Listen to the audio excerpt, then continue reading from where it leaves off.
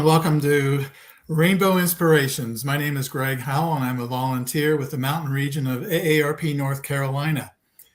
Rainbow Inspirations is produced by AARP North Carolina in cooperation with Blue Ridge Pride. Today we have our special guest, Elaine Ferguson, and she's also part of the True Colors group that's providing social opportunities for LGBTQIA older individuals. So Elaine, welcome. We're glad to see you today. Thank you. I'm feeling rather young, though. Okay, well, that's good. Also, I should point out that our format is a little bit different today on your screen if you've watched prior episodes, but we're going to be just fine, I think, to have our conversation with this format. So, Elaine, we're glad that you're with us today. I wish you would introduce yourself a little bit more. Tell us a little bit about your early life. Well, 70 years ago in February, I was born in Lancaster General Hospital in Lancaster, Pennsylvania, and I grew up in a neighboring county for 18 years. I had two siblings. My sister was born about 7 years after me, and our little brother a year and a half after that, and he has passed in 4 years ago. Mm-hmm. And we miss him, of course. Yeah. About your parents, what were they doing in 1955 or whenever it was? So they actually met in junior high when their one-room schoolhouses that were in the same two different districts, just side by side, consolidated, and they went from a one-room schoolhouse to a junior high, and they met and were together for the rest of their lives. And did your father have a particular career? Yeah. My mother, she worked one job before she had me, and that was enough of a job after that. She was a telephone operator, one of that old timey, where you stick the whatever, and then connect people in a rural area, because it was a farming country. My dad was at university, and he wanted to be a minister, and so he was at this particular university so that he could attend seminary when he graduated immediately after that. And he wanted to become a Presbyterian minister. Name Ferguson is very Scot-Irish, and that is exactly what he was going to do. He was going to be that Scot-Irish Presbyterian minister, and so he did. While he was at university, there was a notice put up on the bulletin board that a substitute preacher was being looked for a particular Sunday coming up, and he took that call, and they liked him, and I guess he must have liked them too, because he and my mother married in 54, and I was born in 56, and immediately he went in as student pastor at this church, and they retired from the same church 42 years later. So you were a preacher's kid growing up. Absolutely. Did you feel connected to the congregation and to your father in his role as a pastor? I really did. My dad and I were like two peas in a pod. At least that's what my mother would say often. You're just like your dad, which to me was a very big compliment. The congregation liked us so much that they built a house for us across the street from the church, the manse.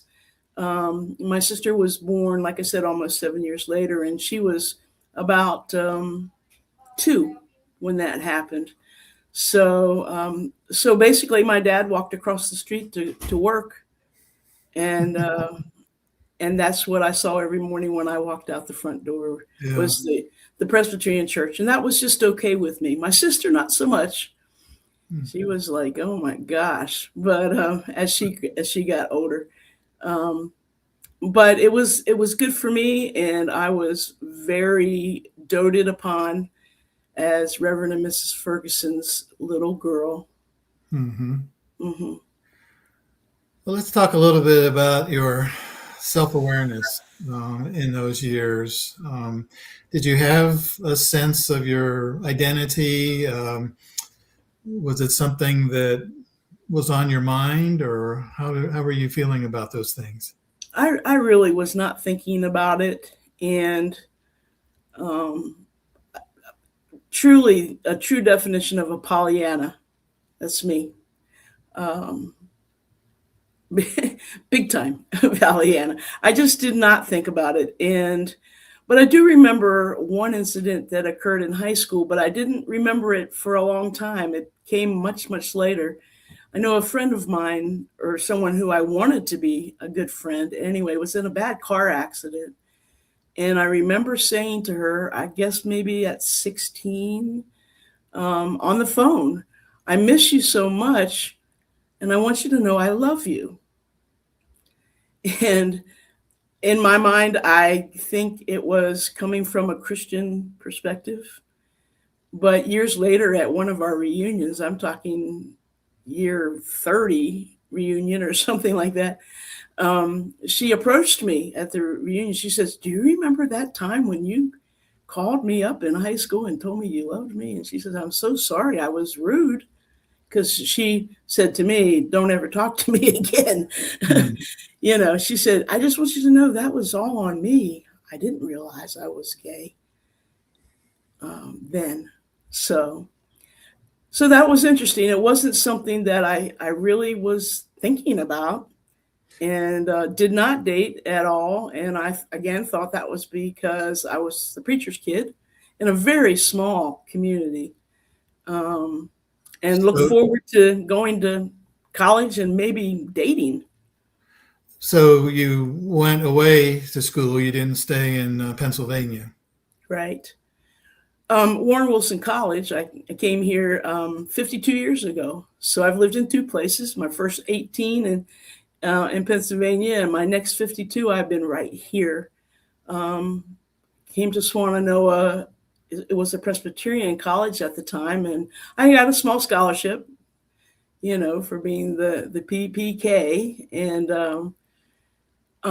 just found that that was exactly the right place for me to be in my heart. I just knew the Swannanoa Valley was my heart home. Felt very nestled here from almost day one. And I did date some guys in my freshman year, and it didn't go particularly well. Um, and then things changed for me quite a bit in my sophomore year. Um,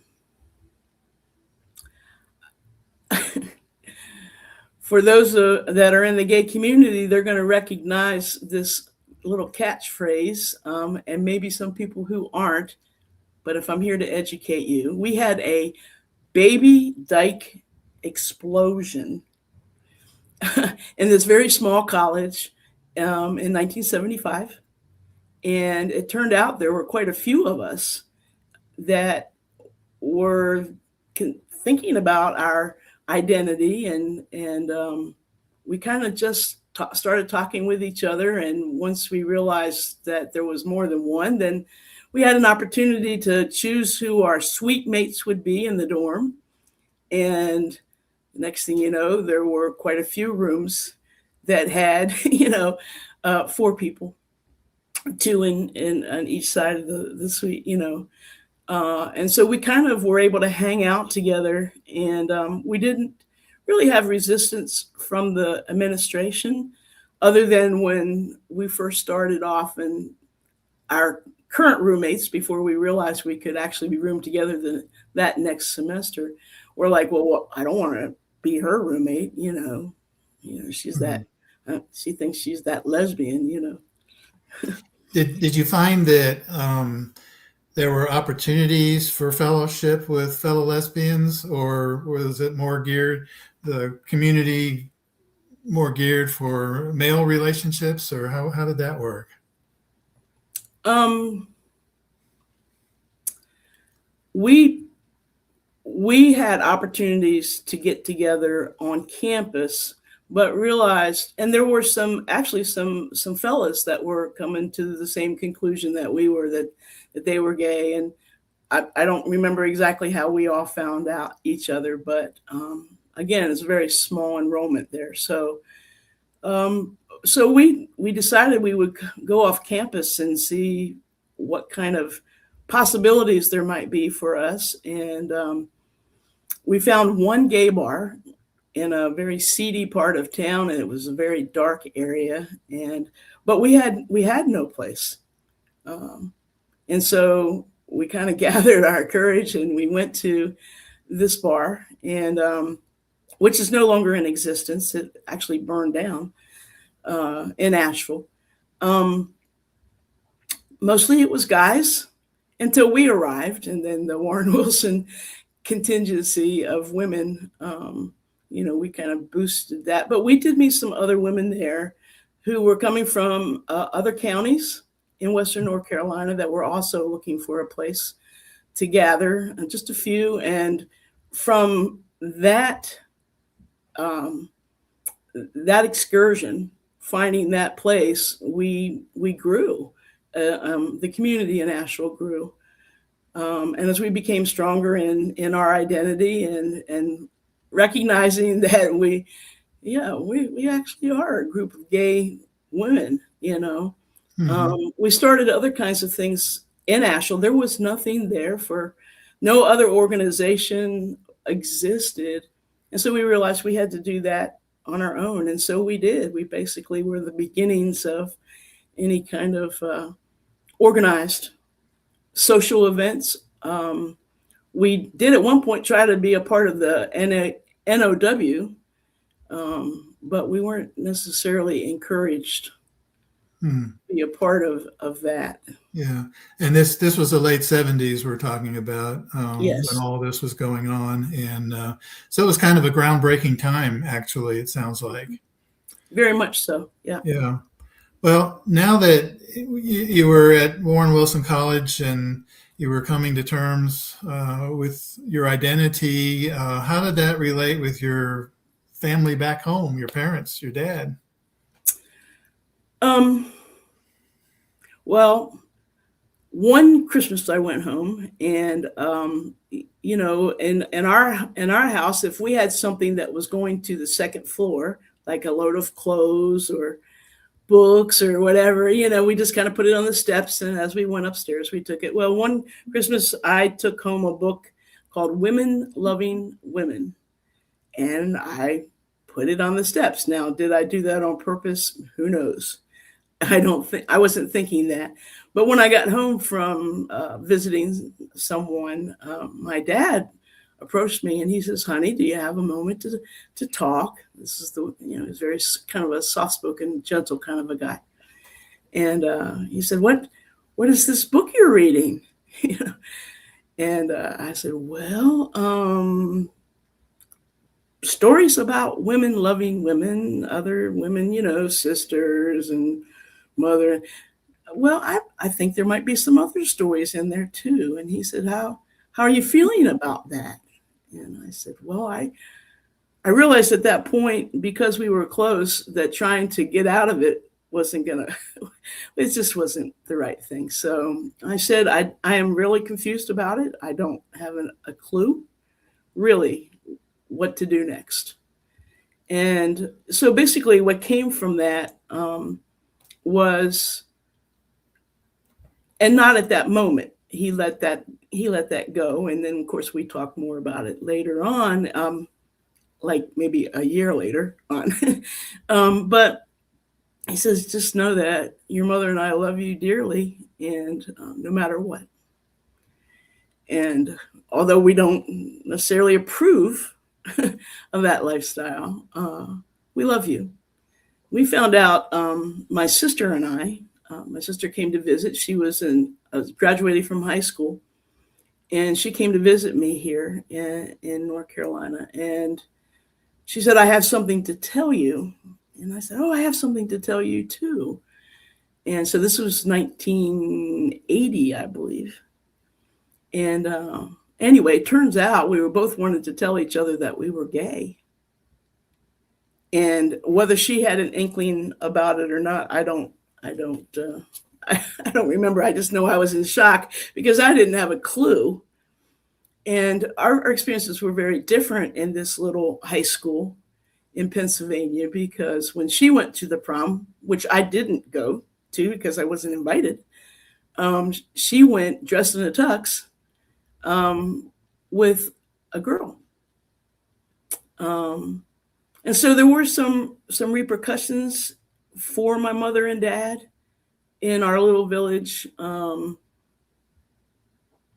It wasn't, I think there were people that didn't care one way or the other because the Fergusons were really great people and they've done a lot for our community and aren't those nice girls.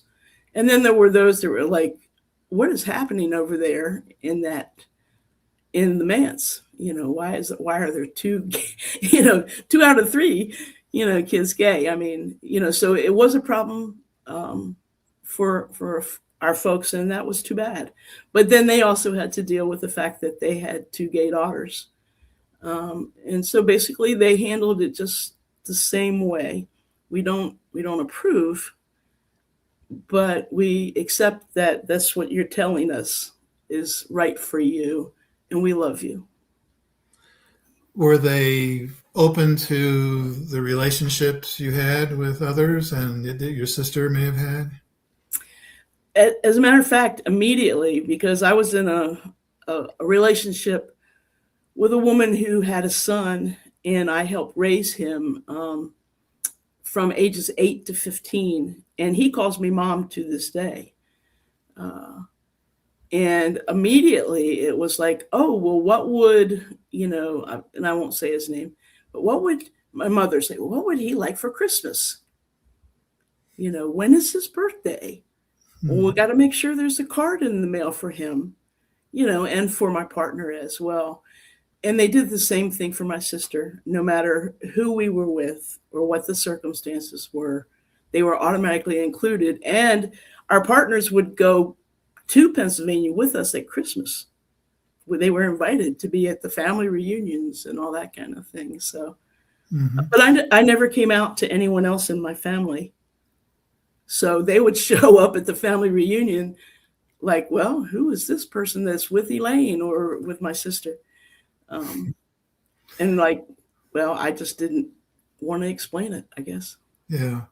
So it sounds like, your parents' hesitation initially, maybe it was overcome just by knowing the people involved and the fact that, that they loved you and they were committed to that for no matter what. But then getting to know the people that were in your orbit, so to speak, and in your sister's orbit, it became more natural for them to embrace the rest of your friends and your sister's friends. So that's great. Tell us a little bit about your working life. When you graduated from Warren Wilson, what did you do? Well, I graduated with a BA degree and a teaching certificate in elementary ed with a concentration in social studies. And as it turned out, for 15 years, I couldn't get a job teaching in Asheville, Buncombe, or any of the surrounding mountain counties with social studies as my concentration. They just weren't looking for social studies teachers. And so I started my master's degree when I was in this relationship and raising the little boy who turned out to be a terrific man. And because we had a steady income, and I was able to do interims and substituting and after school programs and just anything I could think of to get my foot in the door. And then one day someone said, they're looking for science and math teachers. And I said, well, it's not going to be math, I can tell you that.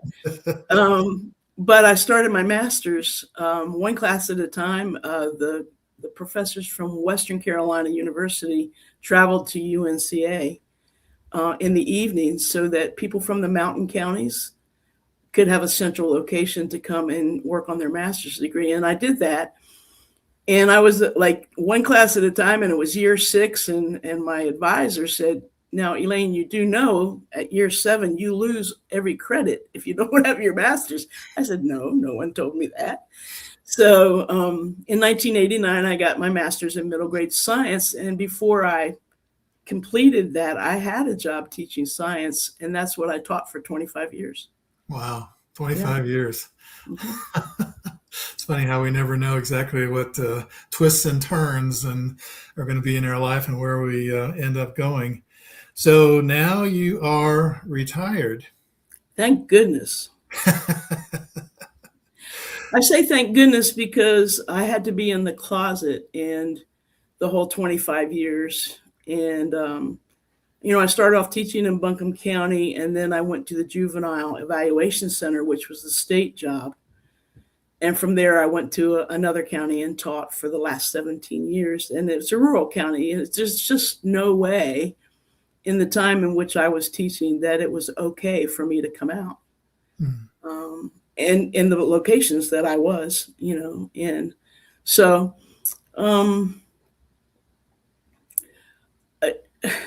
I was kind of glad that I was I was glad that I was older when I got my foot in the door, because by the time I ended up at the juvenile center, I needed not to be 21. I needed to be more like in my 30s to really be able to handle a job like that, which was the toughest job that I ever had. But in that first 15 years, I was out in Asheville, and I was one of the people that did the coordination and the organizing of all kinds of things, from, of course, a softball team. We got to have at least one lesbian softball team, to work with the MCC church that was here at the time, and social events. I did a lot, and then I got a job teaching, and I didn't do any of those things anymore. So to be able to be retired now, to be able to do this interview is just an amazing experience for me. And it's so freeing that to know that I can just say, well, yeah, that is who I am. This is me. Yeah. Are your parents still living? No, unfortunately. Just last week made the 6th anniversary of my dad's death, and later this month will be the 9th anniversary for mother. That last year, when I decided to retire in 2019, dad was showing some signs of dementia, and so I started going. I said, well, I need to retire. I need to be with my dad. And so I would take him on some mini adventures. We would do overnight trips in places that he had gone when he was a child in Pennsylvania, and do the mountains and that kind of thing. And we just had the best time. And as it turns out, I retired in June of 2019, and he passed away June of 2020. So I had an entire year with him. Unfortunately for him, it was COVID. And because of the dementia, he wasn't really sure who the people were in his room. Well, hospice had been called in, and of course they were in gowns and masks. And just the nicest thing happened. The chaplain there, who knew my dad, offered to do a weekly Zoom with my brother and my sister and I, so that dad could see us and we could see him. And he did that for months.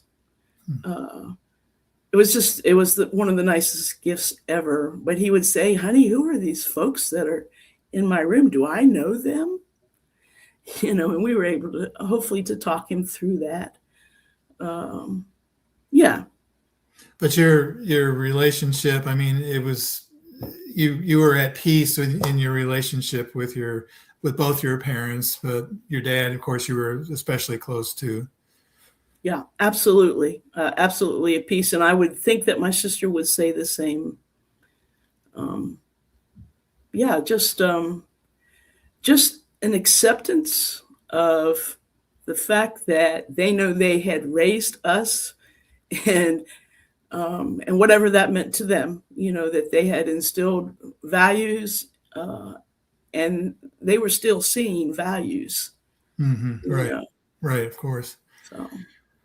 Well, as we draw near to the finish line, I'm wondering if you would have any words of wisdom or encouragement that you have developed in your experience of 70 years, as you say, and would like to share with our listeners.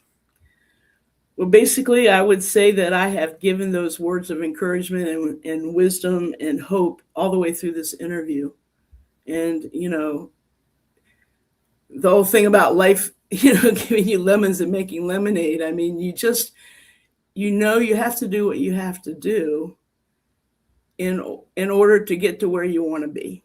And this is where I wanted to be. And I just could not be happier to know that I did not have to spend my entire life in the closet, that I'm having opportunities now to be out and show that being an older lesbian is pretty cool. Yeah. And that families, oftentimes you hear that families are not always accepting and loving, and that I know that there are others from stories that they've told me that have had a similar experience as me, and I'm so grateful. Well, we appreciate you sharing with us today, Elaine, and look forward to hearing maybe more from you in the future as your life continues and your involvements continue. I want to tell our listeners that AARP is involved in many issues and areas of concern, and you can learn more at aarp.org.